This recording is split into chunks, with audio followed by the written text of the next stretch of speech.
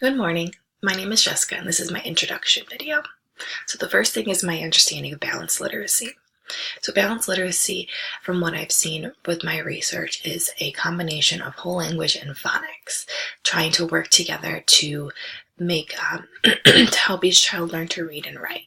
From what I have read, it sounds like there's a large debate between phonics and whole language, and which is more appropriate to teach the kids, at what time, at what age, for how long. There's a lot of things. So the balanced literacies is it both coming together to work together to help the students. Compare phonics and whole language. So with phonics, it is more of letter sounds and grouping those sounds together to make syllables and then to form the word.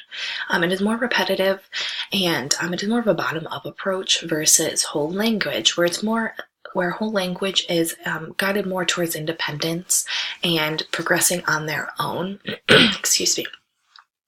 With the whole language, there's more of an emphasis on literature and a lot more on critical thinking. So I did see an example of when a student is reading a sentence and they stumble upon a word. With phonics, you would use sounding out each letter to group it together to find out what the word is. But with the whole language approach, you would actually look for context clues to see if there's a hint of what that word could be and taking a guess based on what you know and observe from the book. Excuse me.